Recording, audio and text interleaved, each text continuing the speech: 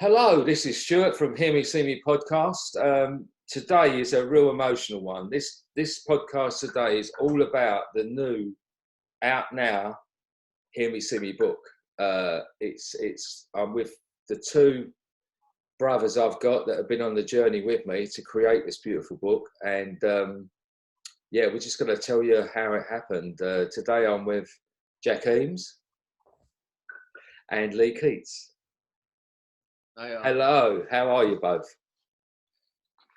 Good, mate. It's great to be here. Hello, mate. Yeah, it's really good to be here, and what a fantastic achievement we're all at. I must say, it's a Sunday morning. This is going out on Wednesday, and they both look how I feel. If anyone's wondering why we all look a bit like this, it's a Sunday morning. But I want to go straight back to, I never planned a book at all. It came along when it's sort of a catalyst of things that Leigh volunteered at a British Beauty Week, wasn't it, Leigh? 2 years ago. Yeah, it was. Yeah. Just years ago now. Yeah, and I'd never met you before, and we'd done this thing at Covent Garden, and there was you and me and Adam Reed and Neil Moody and Johnny Sapong. It was a great day, and that was the first time you'd done it, and then you come and volunteered with Whitechapel Mission, and you two guys knew each other, didn't you? And then the Christmas it was just pre-pandemic, wasn't it, Jack, that you first came? Was that? I'm just trying to sort of read. Yeah, it was about October, November time. So yeah, a few months before. Much before the pandemic. Yeah. And then Jack came and took some pictures. We met in the old coffee shop on the corner, and and then the first session came, and I don't know, Jack, what was your first thing when because you didn't even take any pictures the first time, did you? I didn't, mate. I think and I had my camera there in the bag, and lenses, everything ready to do it. And like you said, the first one for me was Whitechapel Mission, and that's sort of I think been a favourite of yours, Stuart, and the level of the amount of stuff going on. I felt like I just wanted to see that and absorb it properly, and to take my camera up felt quite intrusive. And a bit disrespectful to you, Leigh, and a couple of the other volunteers, in terms of you guys have obviously been around and doing it for a bit. Then this massive tall photographer rocks up. So, and the guests, I wanted people to feel comfortable that I was part of the team, but I wasn't just this outsider taking pictures. And it was a beautiful experience because I've seen all the guests feel so comfortable with the way that you, Leigh, and the team were, just how you were working and how you were with each one, and also some of them fell asleep and things. It was just beautiful to see that calmness, that care, that love. So I just felt like I wanted to see it rather than pull my camera up. Yeah, and the crucial thing of that is this is why you was the perfect fit to because we had to really if we was going to have a photographer on our we had to really let a photographer in really closely into what we do, because it's been 2 years of having you there, and the most important thing is the respect for the guests. And the wrong photographer, it would never have been able to happen. I mean, you remember I won't go too into detail, but we went to a certain football club with a certain daily paper with a certain, and this photographer was the opposite of what you need to be. Do you remember I remember it well, and it was fine. And do you remember how annoyed I was getting? I was like, fuming. I do. And you said, look, I've had this loads when press or other photographers come along, and by that point, luckily, certainly from my point of view, we've built up a good understanding and rapport. But also, don't know if you remember, but you did vet me a few times with like phone calls, and you said, look, come and meet me for a coffee before we go in and things, which, and rightly so. I just wanted, I think you thought, let's check him out first. Yeah, Leigh and I had a working history as well, and seen each other, a couple of times in and around the industry. but you didn't know me from Adam. And I think, you know, it is such a, those 2 hours are incredibly private and safe for the guests. And you've taken a long time building that up. Yeah. And look, you know, you set up Haircuts for Homeless, but equally with Leigh, you know, Leigh's a massive session guy. And to walk into that room and see, you know, Leigh and Louis, you know, Louis Byrne, no ego, no, you know, nothing. And Louis actually had a kick-off, as we often did at Whitechapel Mission. And, you know, and you just whispered in my ears, like, you know, yeah, that guy doesn't know how sort of, you know, amazing Louis is. And because he was having a real go at Louis, wasn't he? Yeah. And in your own lovely way, you sort of diffused it. You said, look, come here and have a hug. And so I was seeing all these things happen in front of me. And I just knew that, and I knew it before I came to that first session, was seeing it come up on your Instagram, Leigh's Instagram, that it just felt like a good fit for me to come along and document what was happening. Over time, take some really beautiful portraits, but with the overall thing of the respect for the guests, respect for you and your volunteers, but to try and somehow put some back in to the charity and to help the charity, because I was at a point in my career where I work in the beauty industry and it's very privileged and very luxe, but I just had to do something else that involved it.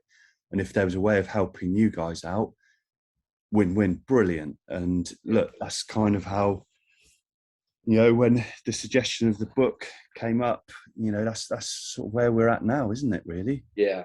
And that leads me on to Leigh. And Leigh, Leigh's a very important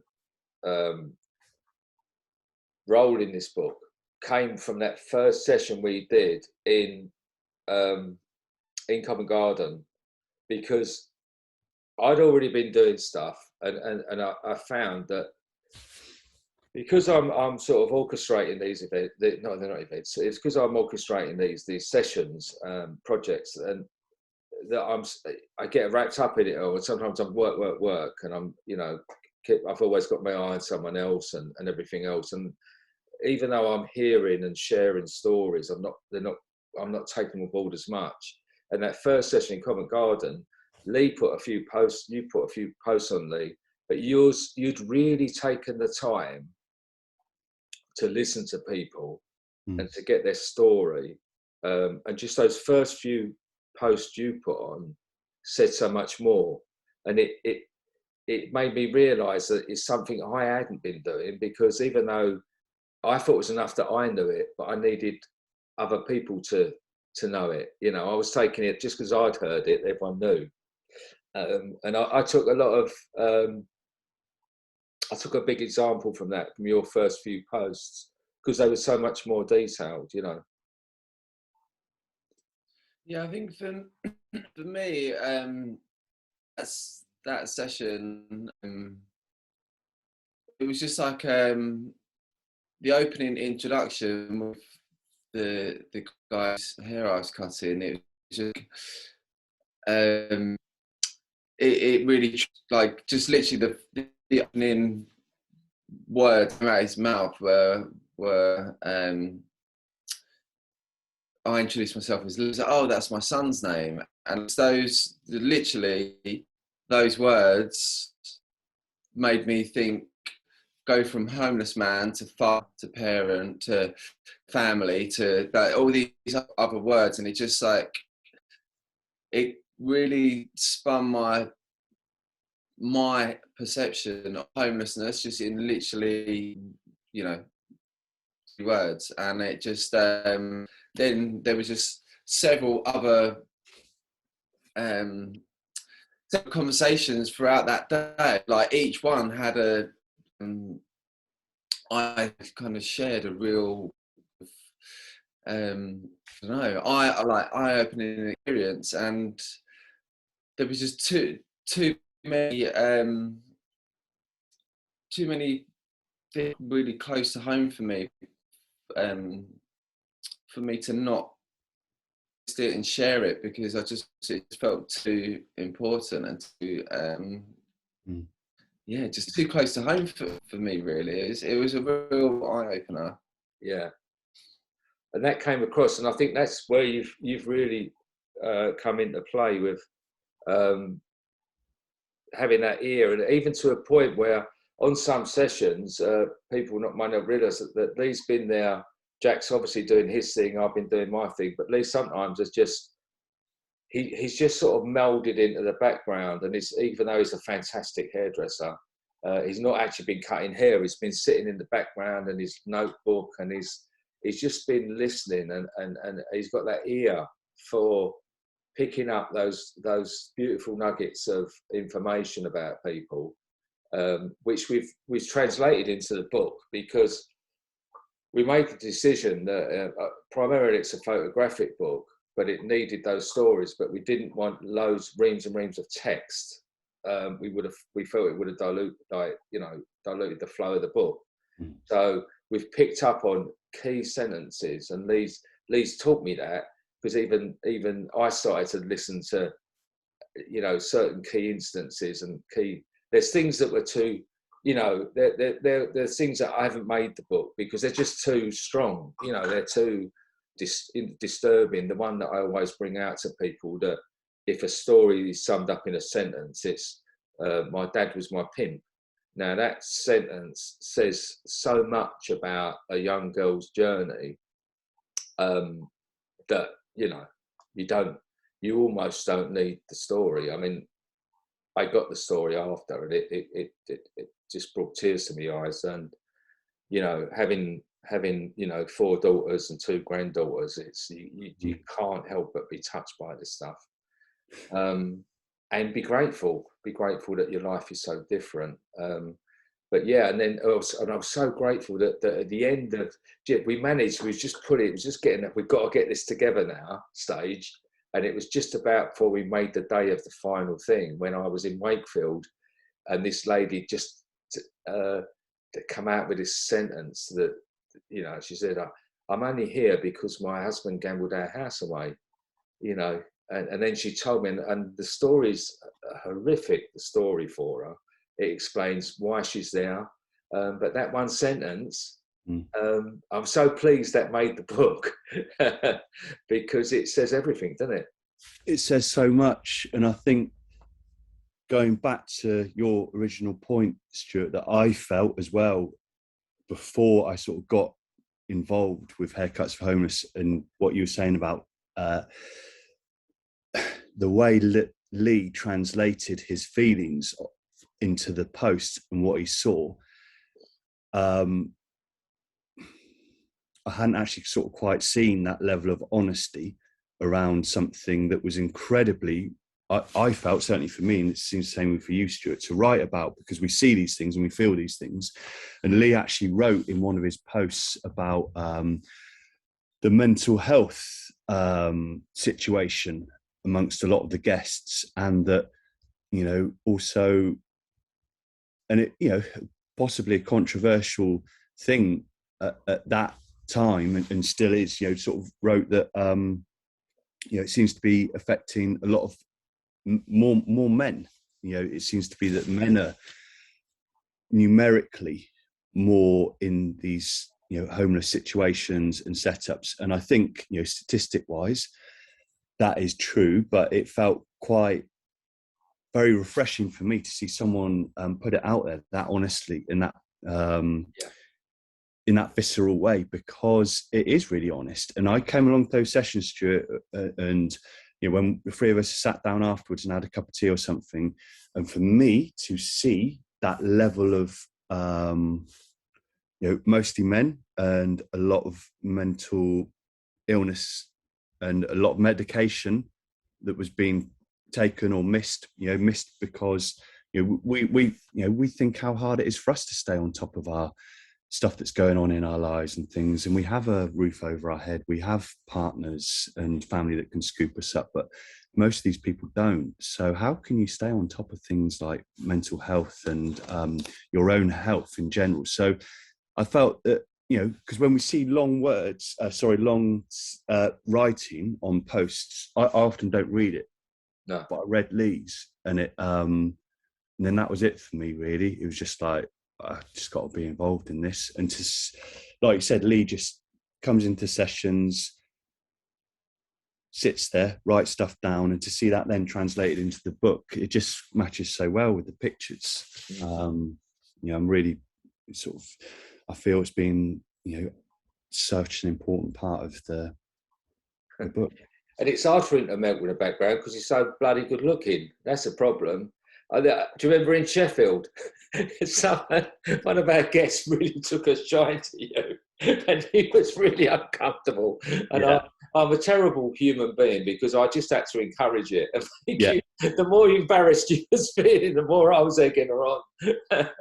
Absolutely. And it's not just that session, Stuart. Let's be honest. Most sessions, people have a good soft spot for Leigh, which is just as well for us too, Stuart. We need a face of haircuts for homeless, and Leigh's it. But yeah, it's, all joking aside, it's felt like a really lovely trio. And also, let's not forget Belinda.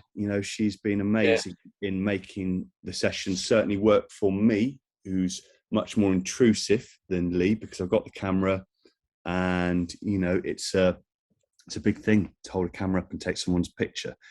But and a big thing for me as well as the guest. So I just felt like a really lovely team, and we did Peterborough and things together a few times. And Leigh and I would sometimes, if I heard something, I'd text it Leigh, or Leigh would say, look, you need to come and get this picture. So it was just really, it worked really well. And that was the thing of it evolving. Sorry, Leigh, go on. No, you carry on. I was just going to say that was the thing of it evolving, wasn't it? That in the end we found our sort of role and found our way, and then it flowed between us with almost even a look, and including Belinda.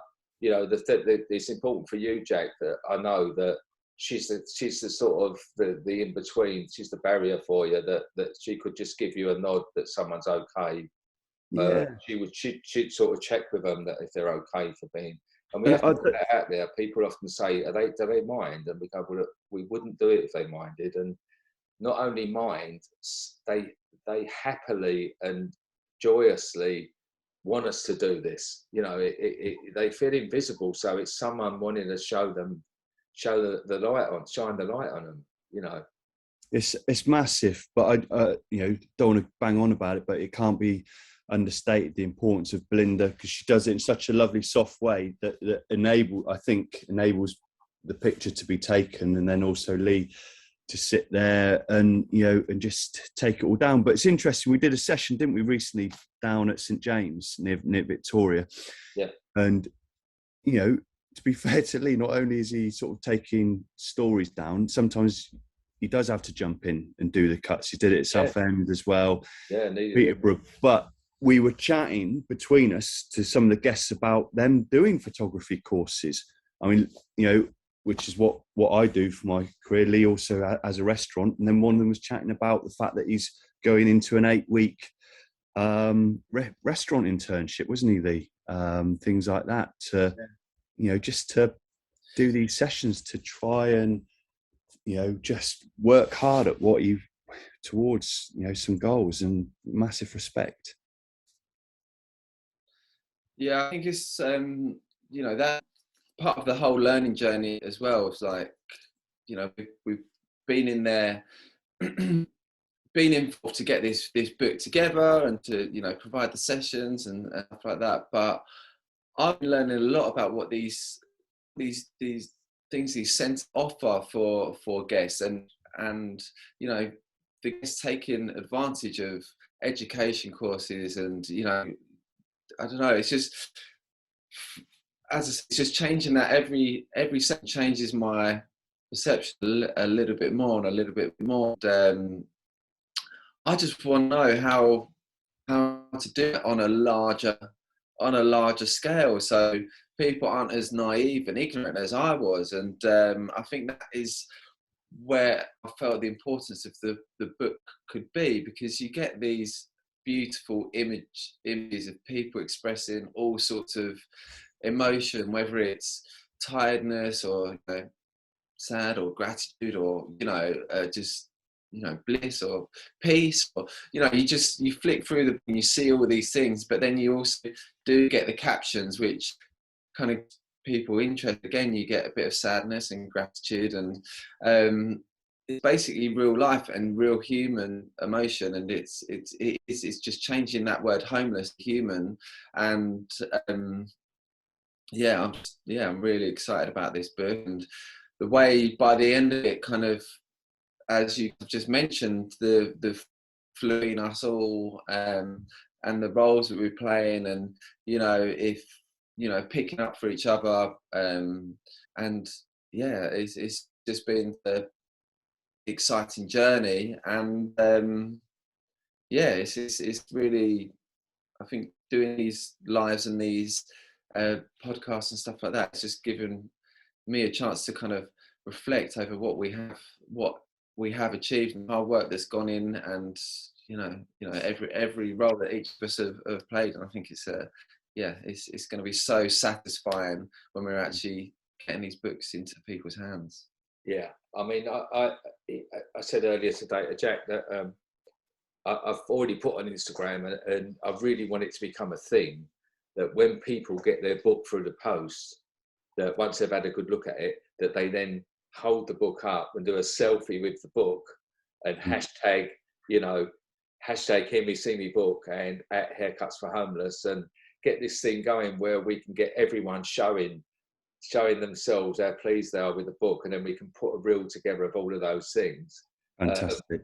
And yeah, I think it'd be a great way of sharing out the impact the book's had on people. Agreed. Yeah. You said something there, Leigh, that to remind it. See, the thing is, I mean, this could go on for hours. It won't. I promise everyone, it won't. But it could, because each thing. This is a two. When people lift this book into their hands and look at it, this is a 2-year journey. This book, and there's so much for every one picture. There's 20, 30 that haven't got in book 2, but there's you said about the emotions, and one of them you said was tiredness.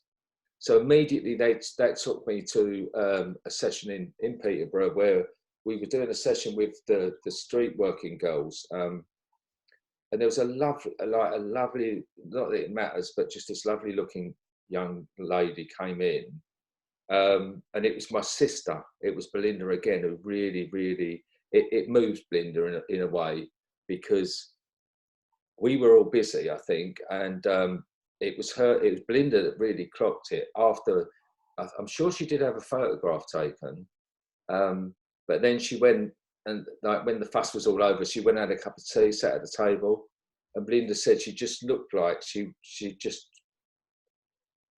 was going to go to sleep. She just looked like, and then Belinda thought then of, because we talked about this on the way home in the car, this is when we digest a lot of the stuff, and she said that she thought of what her life, how hard work that is.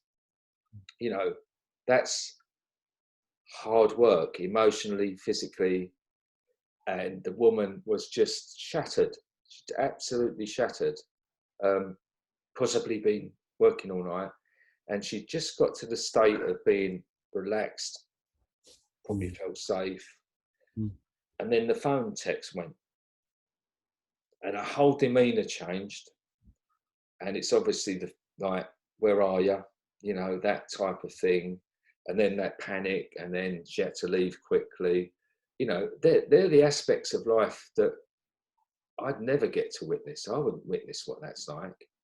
I see the caricature of the street working girl and all that, but I'd never think of the emotional cost and the physical cost, and the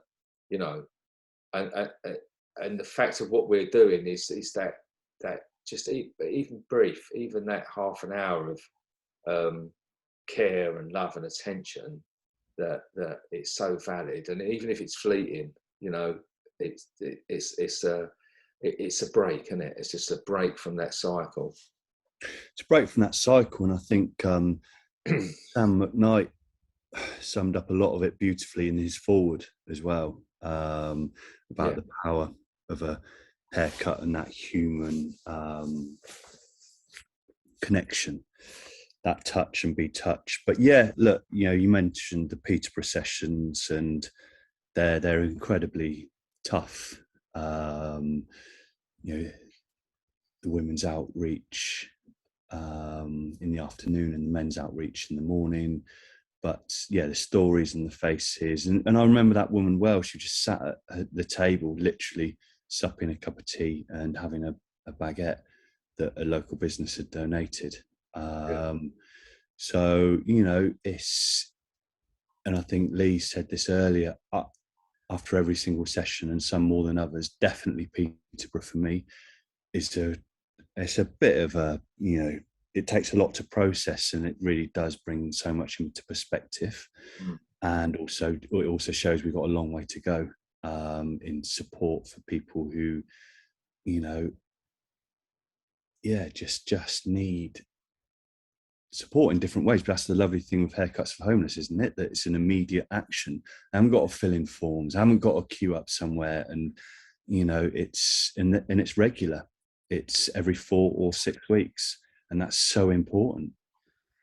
Yeah, consistency is key. Consistency is the most important thing that we can offer. Someone said to me the other day, I was chatting to someone about doing something for the LGBTQ community and that, and they said about this, you know, we do this big event, and I went, I said, well, don't want to interrupt you, but it's got to be lower key but consistent.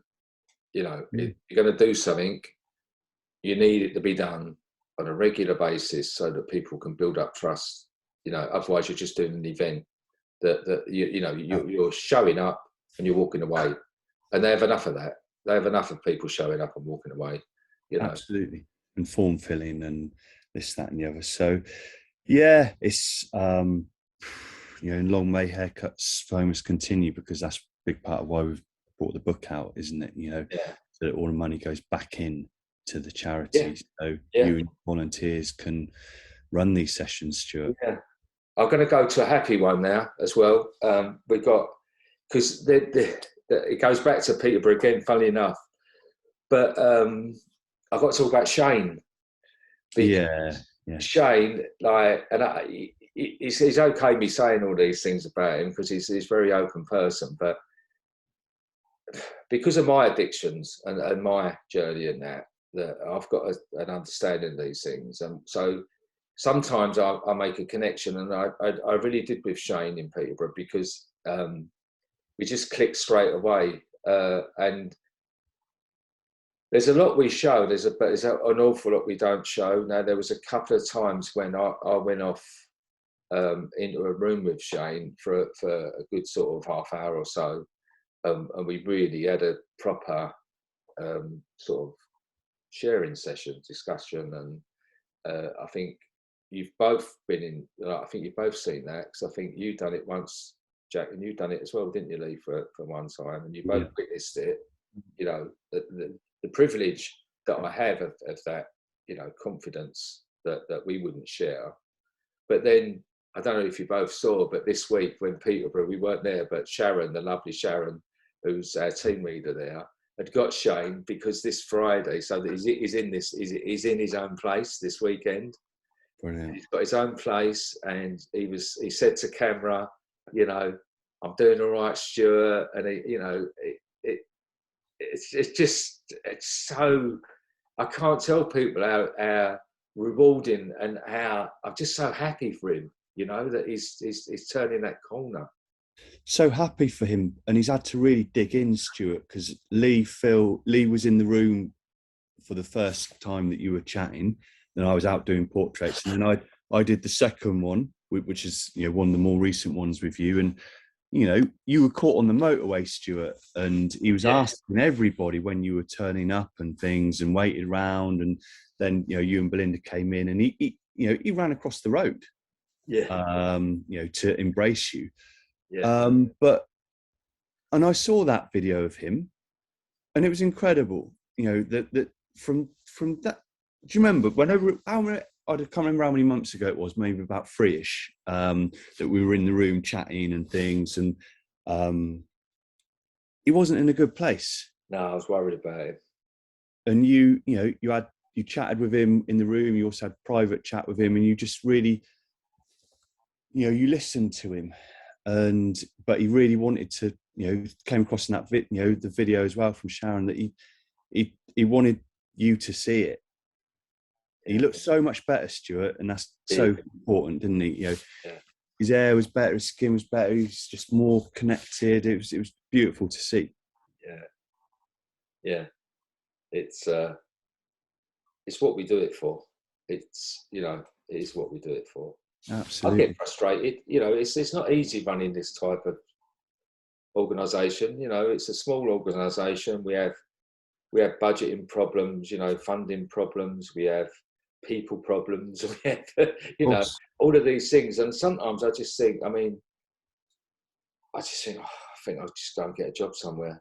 I've had enough. And it's pissing down the rain, and I'm on a train, and all of these things. But those moments are what make me realise that I'm doing this for the rest of my life. Those are the moments that make me know that however challenging it all gets, that I'm going nowhere, and I'm doing this for the rest of my life. And the journey with us three, that I've known that, we've got this, unbreakable bond now that we've built up on this, because it hasn't been, nothing worthwhile is easy. It ain't been smooth, it's been challenging. But is this the time to lift up what? Oh, Lee's not even seen. I've had it briefly in my hands before it got taken away. Lee's not even held this yet, but I think it's time. Be careful. You had it in your hand for about a heartbeat, didn't you, Stuart? And then I was just like, right. No. On that, Rob the printer, he hand delivered it to you in your house, didn't he? Rob the printer delivered that by hand. I wish you could video that. I wish you could have videoed Rob handing that over to me. It was like he offered me his firstborn son. It was just big praise to Rob the printer, who's really emotionally invested. Oh, he's been phenomenal, and his team. And his team, sorry, it's not just Rob, it's his team, his whole team. Hey! So there's the cover. And there's the back. Quick little squiz through, pop. Don't want to show too much. Don't show too much. No. Hold on. And there's a nice little balance of the quotes and the picture. Boom.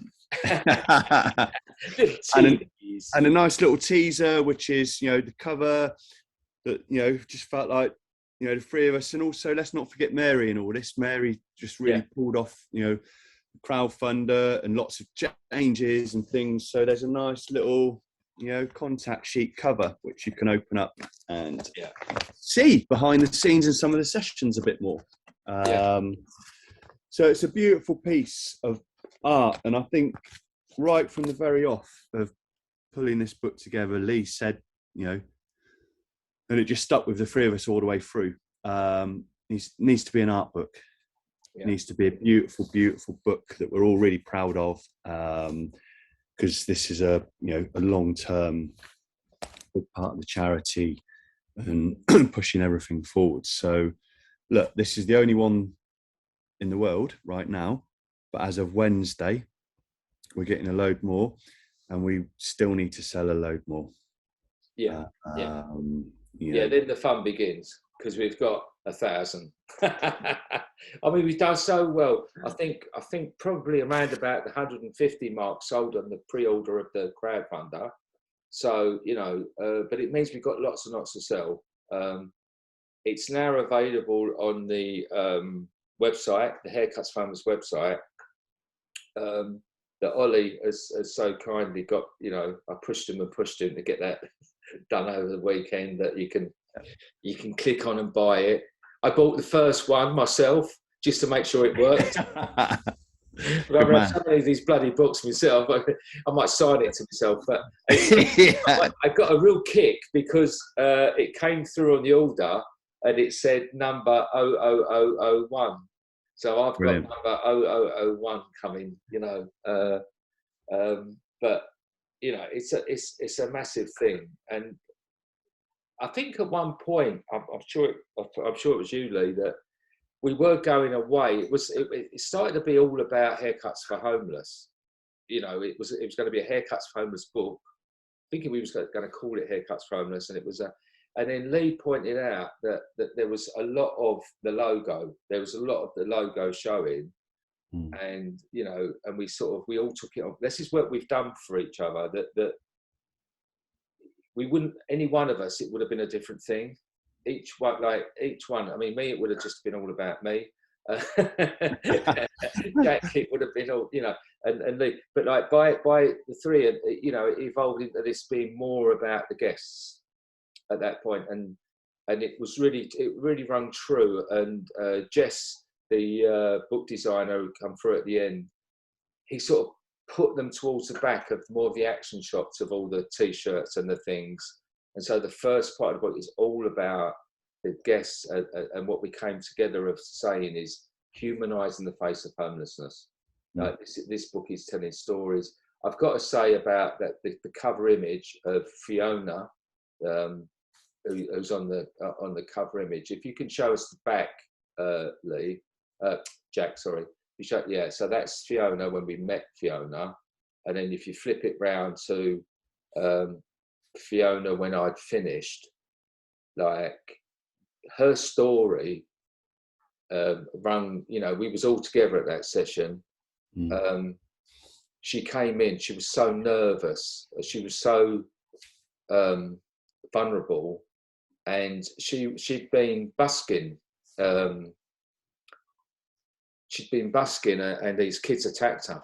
So they attacked her. They not only attacked her, you know, with feet and fists, they used a scaffold pole to attack her. They smashed her guitar. They smashed her hands. So it wasn't enough to smash her instrument. They had to smash the hands that created the music. And I think they smashed her spirit as well at the time. And we went a little way to rebuilding that. You know, we couldn't rebuild her hands, we couldn't rebuild her, but we rebuilt her spirit. And I think that is the power of that. And that's why her theme of Fiona has run through so much, because it was one of the strongest stories I think we came across, and the strongest makeovers, because when she finished, she emerged a different human being. She really did. Yeah. Yeah, it was a beautiful moment. It was right towards the end of that session as well, wasn't it? In, you know, north of England, and we'd all travelled up, and she was so beautiful with her honesty and her story and fun. I mean, look, you know, the attack had happened pretty soon before that session, but she was a funny woman, wasn't she? And just had good banter with all of us. And you know, it's quite a busy room, and with, you know, a few other volunteers there as well and guests. But she, you know, she was full of life, wasn't she? Yeah, yeah. And that's, I mean, what was nice for when Rob handed me that book, and he sat next to me on my sofa, and he's, you know, he'd seen all of these things, but it took quite a time, because as I went over each page, I told him the story. Beautiful person, you know, and he was really moved, because, and I was moved, because you realise how much you know about our guests, how much, you know, you know, you know, anyone wants me to sit with them, go through this book, I'll tell you everything about them all. Yeah, likewise. And, you know, it's like, I don't know, this is why, you know, there's another book out there, it's just in time for Christmas and all that. This is why this is so powerful, and it means so much more. The enormity of those stories, faces, it's, you know, and in a lovely way, you know, sort of sums up the title of the book as well, isn't it? Hear Me, See Me. You know, they're huge stories, and hopefully we've come a little bit of a way to show some of those. And, you know, people that have shown the book, you know, I sometimes think people might just flick through it, but they've not. They've wanted to sit down like what Rob did with you. And, you know, the three of us, luckily, with Mary and Belinda, we're at an event tomorrow, And we'll be taking this and showing this to a load more new people, and every single one of them has just been taken aback by the, I think we touched on it earlier in this chat, our preconceptions are massive, aren't they? Leigh said that about himself earlier. I've absolutely felt that for me as well. And hopefully this book helps, to use our phrase, humanise the face of homelessness a little bit more, and to help hopefully people get more involved in the charity, more awareness about homelessness in the United Kingdom, because it's massive and it's getting worse. Sam McKnight touched on that. It's a problem. Yeah. And the thing I find, I mean, you said that, and even myself as well. I mean, it's 7 years now. It was 7 years in November that I started this. And I thought I knew it all when I first went in, because I'd had, at that point, 8 years of working with people with addictions. So I was working with, I was going volunteering. I was going to like Salvation Army and talking to guys who had alcohol problems and drug problems. And I sort of thought I knew it, and I knew nothing. I knew absolutely nothing until I started doing this. I had all the preconceived ideas. I thought all alcoholics was, all street homeless was probably alcoholic or drug dependent, or, and that's not the case. I meet a lot of people who don't drink, who don't take drugs. I meet a lot of people who have never drunk or taken drugs until they was in this situation, and then that's led them on to that. The big thing we find is untreated mental illness. People that have not got the help and support. I've learned so much. I've learned about domestic violence, coercive relationships, what it's like to come out of prison and there be no support, what it's like to come out of the services, service people,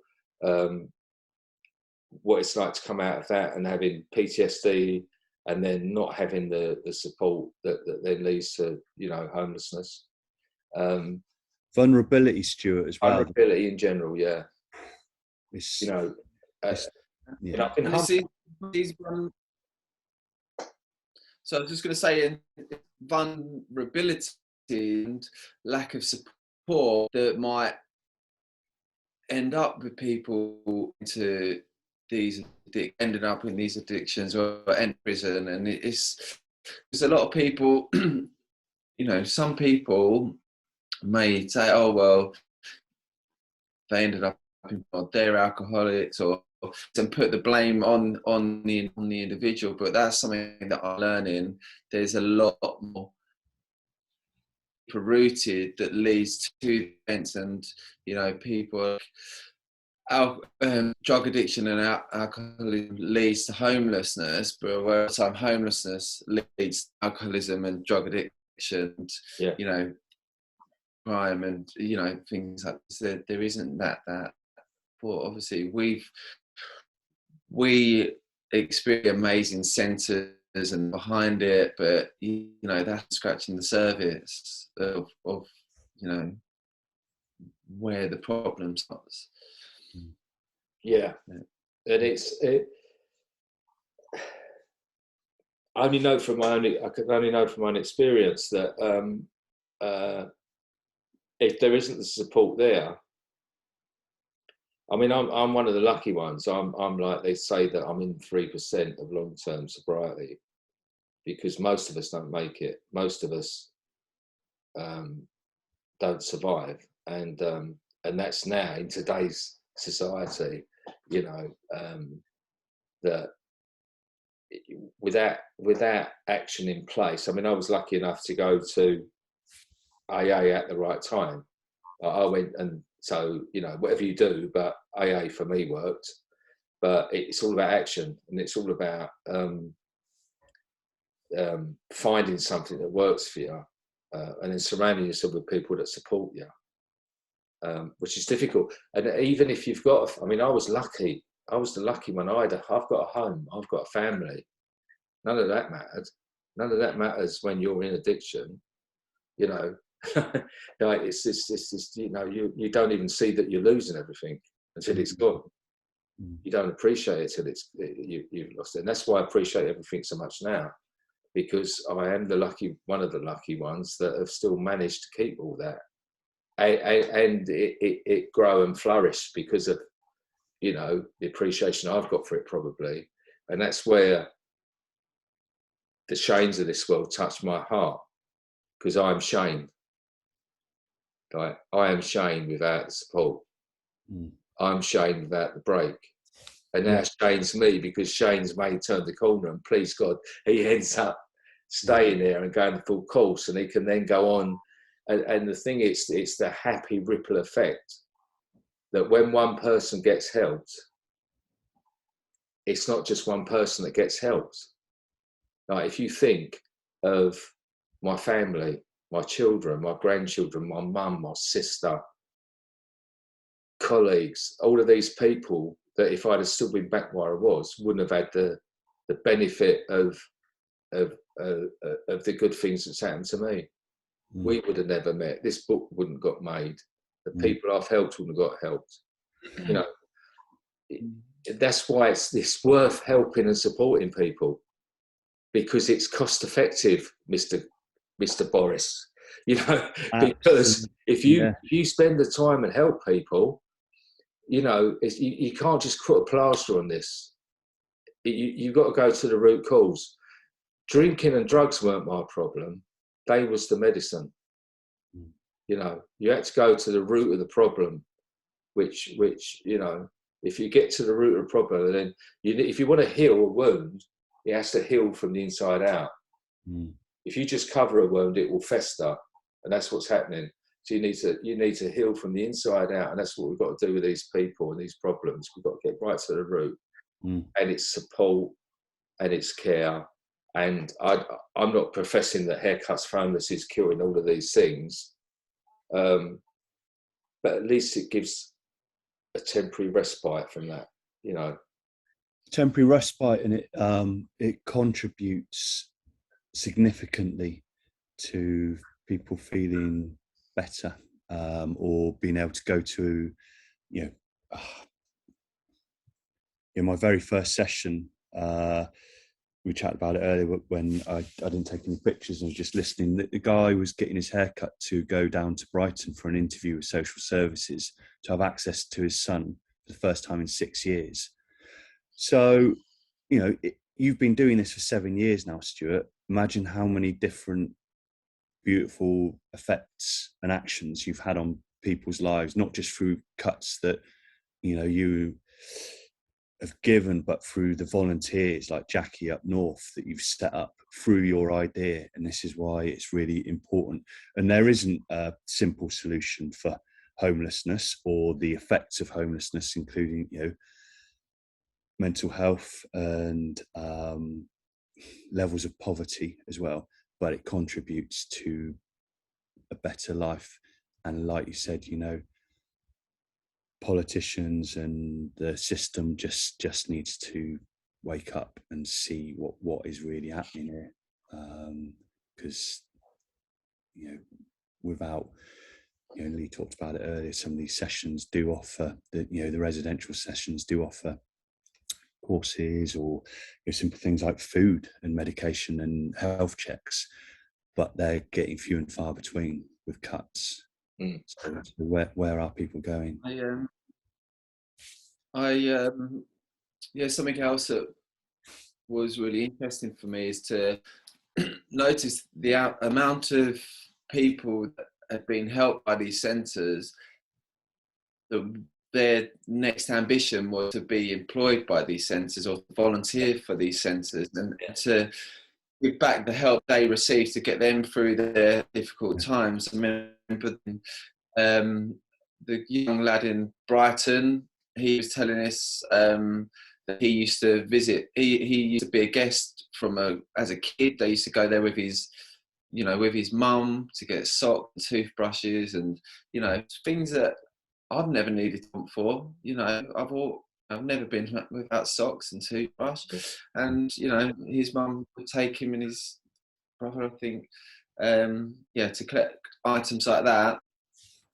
He's obviously been through a place. He got himself in a bit of trouble, but then when he came out, you know, he's been working there for a long time, helping, advising. He's someone relatable to other people going through the same situation, and just has a huge knock-on effect, positive knock-on effect.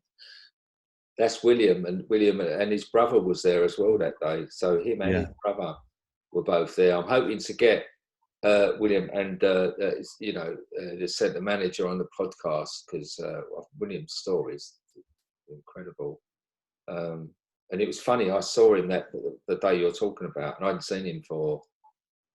probably hadn't seen him for 3 years, but the minute he walked down the road, I said, William, like, you know, I don't know where the name came from. It was just there, you know, and it is. I think we're heading towards the end, so we need to really nail it. We need to do the sales push now. This is the sales push of, you know, who should buy this book, right? Our mission is to get a copy of this book in every salon, every barbershop, every beauty parlour in the UK. Now, you know, there's thousands and thousands of salons and barbershops and that, you know, so there's no need, even though we've got a limited run of 1,000 that we've printed, you know, this could be reprinted and go on, and, you know, prices. We've priced the book as best we could at £49.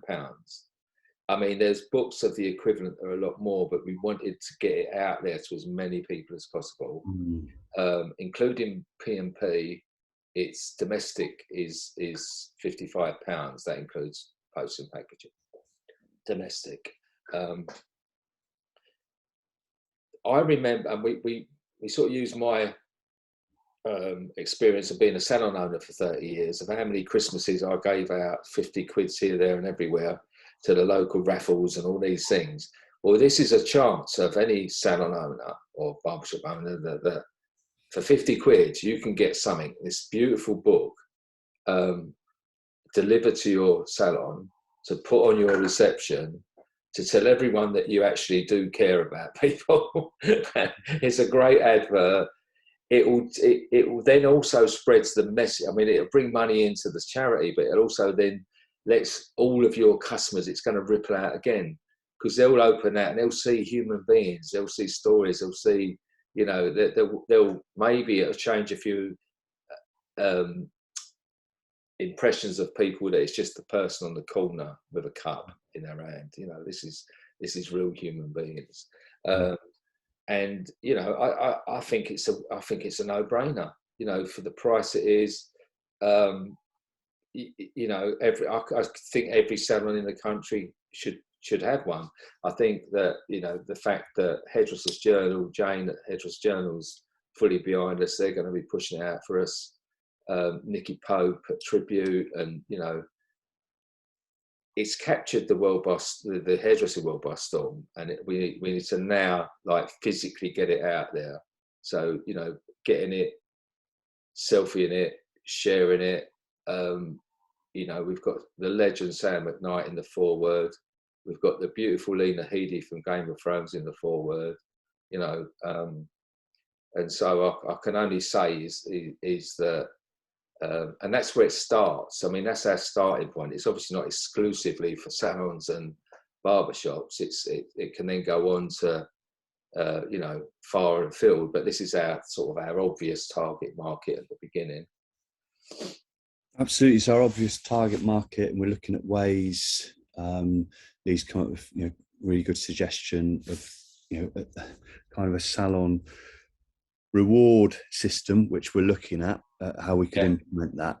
But I think it is wider than that. We want to get it into bookshops. There's definitely you know, a street culture feel to it as well. It's broader than, you know, just the hair industry. There's the fashion element as well. You know, like I said, the street culture. So, and it is, without banging on, it's a beautiful art book with, you know, just beautifully designed. Yeah. It's a weighty piece. So I think, we're only just beginning to explore where we can put the book properly, but the salons is a very good and obvious place. And to, on the reception, on the sort of coffee table, it's wherever. It's a beautiful piece for people to pick up. Yeah. Restaurants, Leigh? Yeah, restaurant. I think I think we were in agreement from the beginning. We just wanted it as premium, high quality as possible, and the reason we took some of the branding haircuts for homeless stuff out is because we didn't want it to be like a charity. We wanted it to be a real serious art, spreading a message, but also appeal to those people that already volunteer, charitable, got connections to homeless. We wanted to spread this message far and as wide as possible. The salon, as both Jack, you both said, that's just the obvious starting place. And salons, clients that come through that door that are going to be in, maybe they'll see it and that change said for the client, but will want to buy a copy themselves. And that's in new people, and then they might to someone also switch their perception, and I can just feel up to as far and wide as possible. I've got to mention it's not done completely, but the Green Salon Collective are looking at taking copies in bulk, and they'll be selling them on their website to their customers, which will then be delivered with their deliveries. So it cuts out the postage. So things like that, something like Green Salon, they can shift a lot of books for us, and they're again reminding everyone that the whole of the profit, Green Salon are kindly doing that. They're one of our sponsors, and they're doing that, with no financial gain to themselves. The whole lot goes into haircuts for homeless, so brilliant. Yeah, and that's only just the start of it, really. Well, guys, thank you very much. It's been, told you it'd go quick. We're nearly at the hour mark. Sorry if I've waffled on a bit, but it's so close to me, and I've said to some people that like when they said about haircuts for homeless, now it's grown and I must be proud, and I don't really take that on board too much, but I can honestly say that when I first held that book, I'm really proud of it. It's something I'm really proud of. I think all three of us can be proud of. I think that it's something that I said that can live on after us. I mean, we get such a tiny amount of time on this world, but that book's there. That book's going to live on. It's going to tell people what we've done, and those lovely people are going to live in it as well. All those lovely guests are going to live on as well in that. So thank you, guys. Thank you for having us, mate. No, it's been emotional. So everyone, buy the fucking book. Yeah. Right, see you later. Back to Sunday lunch. Yeah. Big love. See you tomorrow. Yeah.